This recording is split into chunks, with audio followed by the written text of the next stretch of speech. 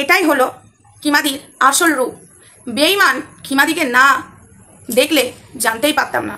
সব থেকে বড় ব্যাপার, আজকে কিমাদিকে জানিনি, আগেই থেকেই জানি এ কত বড় বেঈমান আর দোগলা। যে পাতে খায় সে পাতি ছ্যাদ করে। না হলে তোমরা বলো তো, ঘরের স্বামী নিয়ে এত মাতামাতি করছে, তাহলে তার বাইরে রাখার কি দরকার, তাই না? এই সময় কাজল কোথায় গেল? কাজল কোথায় গেল? বাইরে যে একটা রেখে দিয়েছে, সে নাকি সব কিছু এর বহন করতো, শুভ জামাইবু কিচ্ছু করতো না, এ তো নিজেই বলেছে ক্যামেরার সামনে।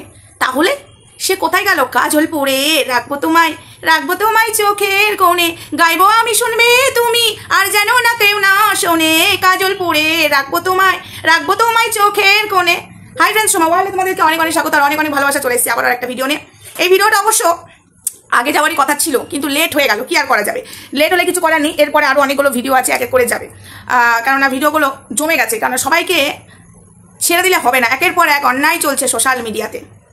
তো যেটা বলতে এসেছিলাম বন্ধুরা, এই যে গুপ্তি বুড়ি, ঠিক আছে, গুপ্তি বুড়ি ঝুনো নারকেল দাঁত পোগলা, একে যে না চেনে সে এখনো মায়ের গর্ভে আছে। অতীব মিথ্যাবাদী, অতীব চিটিংবাজ, অতীব জোরচোর, তাই একে কেউ বিশ্বাস করবে না। আর 49কে তো একদমই বিশ্বাস করবে না। টাকার জন্য হোয়াটসঅ্যাপে কতটা কি হয়েছে সেটা তো তোমরা সবাই জানো, নিজে কতটা নোংরা পর্যায়ে গিয়েছে একটা পরপুরুষের কাছ থেকে টাকা নেওয়ার জন্য। পুরোনো কথা আমি তুলতে চাইও না, তাই বলছি এদেরকে বিশ্বাস করবে না। এবার আসি, এই যে কিমাদি, ঠিক আছে, আমি দেশদ্রোহী বলাতে খুব রাগ হয়েছিল, সত্যি গাদ্দার এদেরকেই বলে। দেখো বেঈমান দিদি ভাইয়ের ঘাড়ে বন্দুক রেখে ফায়ারিং করতে চেয়েছিল, সেইটা দিদিভাই হতে দেয়নি বলেই তো রাগ। টাকা তুলতে পারেনি দিদিভাই, সেটা বাধা দিয়েছে, তাই 49-এর থেকেও রাগ এই যে গুপ্তি বুড়ির আর এই কিমা দিদি, ঠিক আছে, প্রচণ্ড রাগ। আচ্ছা কিমাদি, একটা কথা আমি বলি, ওই অন্দরমহলকে বলেছিলে না, মনে পড়ে?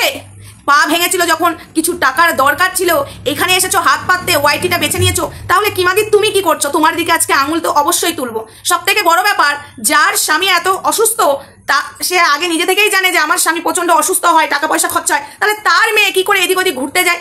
ম্যাক্সিমাম যেখানেই ঘুরতে যায় তোমার মেয়ে 20-25 হাজার টাকা নিচে হয় না, সেটা তো সোশ্যাল মিডিয়াতেই পাবলিক করে, সেটা তো আমরা দেখতেই পাই। তাহলে সেই টাকাগুলো নিজের স্বামীর জন্য না রেখে মেয়ে কেন ঘুরতে যায়? এখন বলবে মেয়ে ইনকাম করে, মেয়ে সেই টাকায় যায়, তাহলে মেয়ে তো বাপের জন্য কিছু করতে পারে, মেয়েরও তো বাপের প্রতি কর্তব্য আছে।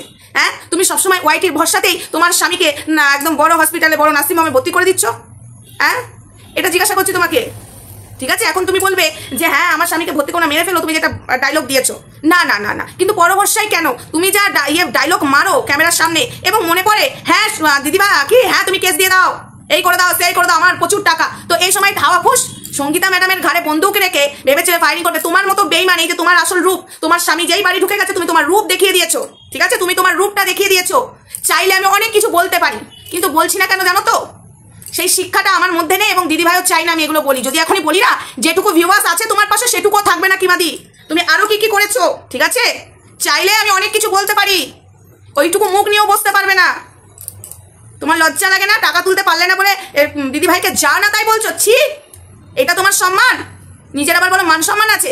কোথায় গেল তোমার কাজল কোথায় গেল? খুব তো বড় বড় ডায়লগ মেরেছিলে। হ্যাঁ, লোকের কাছে কেনই বা হাত পাততে হচ্ছে? যার বাড়িতে রাঁধুনি থাকে, যার বাড়িতে কাজের লোক থাকে, তাদের পেছনে তো টাকা যায়, তাই না? তাহলে সে কেন লোকের কাছে হাত পাতে যে এত বড় বড় ফুটানি মারে? আমি নাইটি 500-600 টাকার নিচে পড়ি না, আমার নাইটি 500-600 টাকার নিচে হয় না। তাহলে তার স্বামী অসুস্থ, সে জানে যে আমার চিকিৎসার পেছনে প্রচুর টাকা লাগবে, সে বা রাঁধুনি রেখেছে কেন? সে বা কাজের লোকই রেখেছে কেন? এত বড় গতরটা তো আছে, লোককে তো বাজে বাজে কথা বলতে ভালোই পারো, তো সেই গতরটা দিয়ে ঘরের সংসারে কাজ করে সেই রাঁধুনির টাকা আর কাজের লোকের টাকা বাঁচিয়ে স্বামীর চিকিৎসার জন্য রেখে দিতে পারো না? হ্যাঁ, যার স্বামী অসুস্থ তার এত ফুটানি আসে কি করে? লোকে তো বলবে আবার বড় বড় কথা বলতেছে যে আমি এখানে মারবো ফুটানি। অবশ্যই এমন কিছু পরিস্থিতি আসে যে অনেক টাকার দরকার পড়ে, কিন্তু তুমি তো বেশি ওভার অ্যাক্টিং করেছো, ঠিক আছে? ফুটানি প্রচুর মেরেছো, এখনো মেরে যাচ্ছ। যার স্বামী বন্ধুরা তোমরাই বলো না, তাহলে তো সে রাঁধুনি ছাড়িয়ে দেবে, কাজের লোক ছাড়িয়ে দেবে, এত বড় গতরটা আছে, নিজেই কাজ করবে, নিজেই কাজ করে সেই টাকাগুলো রেখে দেবে, ঘরের সংসারে কাজ করবে। হ্যাঁ, পাবলিককে বোকা বানাতে বসেছে না? হিউজ টাকা তুলতে পারোনি বলে সঙ্গীতা ম্যাডামকে আর সহ্য হচ্ছে না। কর, সব কটার চুলকানি না মিটিয়ে দেবে সঙ্গীতা ম্যাডাম, কর এবার, টাকা তোল। মজা পেয়েছে না? এই জায়গাটা ব্যবসা, ইউটিউব থেকে তো ইনকাম হচ্ছে, আবার ভিউয়ার্সদের ঘাড় মুটকে টাকা নেওয়া, তাই না? তার মানে বুঝতে পারছো সন্দীপের বেলাতে সন্দীপের সাহায্যের নাম করে নিজে কত টাকা নিজের অ্যাকাউন্টে ঢুকিয়েছে, বুঝতে পারছো তোমরা? সেটা পারেনি বলেই তো সন্দীপের চরিত্র খারাপ, সন্দীপের দিকে আঙুল তুলেছিল।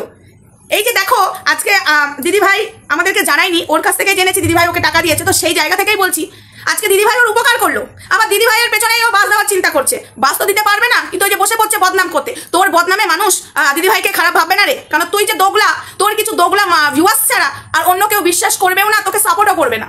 বুঝেছিস মিথ্যাবাদী। আর এই গুপ্তি বুড়ি বেশি তুই চুলকাস না, ঠিক আছে? চোখ দুটো নিয়ে আমার নাম তুই নিবিই না, বুঝেছিস? চোখ দুটো একদম গেলে দেবো। বদমাসি এই গুপ্তি বুড়ি আর এই কিমা দিদি ব্যবসা করতে চেয়েছিল এই শুভ জামাইবুকে নিয়ে। জামাইবু যতটা না অসুস্থ এরা অ্যাক্টিং করে গেছে, অ্যাক্টিং এর মাস্টার। তোমরাই বলো না, যার বাড়িতে যার হাজবেন্ড অসুস্থ সে জানে আমার স্বামীর পেছনে প্রচুর টাকা লাগবে, তার মেয়ে ঘুরতে যায় কি করে? এত বড় বড় জায়গায় ঘুরতে যায় কি করে? তোমরা ম্যাক্সিমাম জানো যে যে জায়গায় ওর মেয়ে ঘুরতে গেছে 20-25 হাজার টাকার নিচে হবে না, তাহলে সেই টাকাগুলো কেন ঘোরার পেছনে খরচ করে? তার বাবার মানে তার স্বামীর জন্য কেন রাখে না? তোমরা এবার বলো না। পাবলিককে বোকা বানাতে বসেছে। রাধুনি কেন রেখেছে? যার স্বামী অসুস্থ। কাজের লোক কেন রেখেছে? তাদের তো ছাড়িয়ে দেবে, সেই টাকাগুলো তাদেরকে না দিয়ে নিজেই তো খেটে নেবে। বড় গতরটা রেখে দিয়েছে লোককে বাজে কথা বলতে আর লোকের ঘাড়ে বন্দুক রেখে ফায়ারিং করতে। তো যাই হোক, বেশি বড় আমি ভিডিও করবো না। কিমাদি তোমার এবার পালা, এবার তোমার পালা। আমি ধরতে গিয়ে আর পেলুম না, দেখেছি রূপসাগরে মনের মানুষ কাঁচা সোনা। এবার কি কোথায় ধরি? গুতোপার অবস্থা দেখেছো তো? তো যাই হোক, এখন বলবো না, হয়তো কাল থেকেও শুরু হয়ে যেতে পারে। ওভার অ্যাক্টিং কি তুমিই পারো নাকি কিমাদি? হ্যাঁ, তোমার রূপ এটা দিদিভাইকে অনেক বলেছি। এ শুধরাবার নয়, যেমন পাঠা শুধরাবার নয় তেমন তুমিও নও, ঠিক আছে? তুমি যে ঘরে একটা রাখে স্বামীর প্রতি ভালোবাসা দেখাচ্ছে, ওরে তোর স্বামীর প্রতি কত ভালোবাসা রে কিমা, বাইরে কেন রেখেছিস একটা নটাঙ্গি? পয়সা কামাবা তুই। তোর যদি ইউটিউব না থাকতো, টাকা কামাবার যদি জায়গা না থাকতো, তুই মনে হয় ঘরেই বিয়ে বুড়ি পুরো মর আমি কাজলকে নিয়ে আসা প্রেম করবো, ঠিক আছে? যে ঘরে একটা রাখে আমার স্বামীর প্রতি ভালোবাসা। তোর স্বামীর প্রতি ভালোবাসা আছে? চোখের জল কি করে দেখাস? তোর স্বামীর প্রতি যদি ভালোবাসা থাকতো ওই কাজলকে ধরে রাখতিস না। আর ওই সপ্তাহে সপ্তাহে ভাতারকে মেয়ে ঘাড়ে ছেড়ে দিয়ে চলে যেতিস কাজলের সাথে হোটেলে কুলুকুলু করতে। সে আবার বড় বড় কথা বলে। যাই হোক বন্ধুরা, ভিডিওটা এইটুকুই থাক। এবার ওর পালা। কি পালা সবাই বুঝবে। আমি ধরি না, এখন এই গানটা করবো না, এখন এই গানটা করবো। কাজল পরে রাখবো তোমার চোখের কোণে, গাইবে তুমি শুনবো আমি, আর যেন না কেউ না শোনে। কাজল পরে রাখবো তোমায় চোখের কোণে।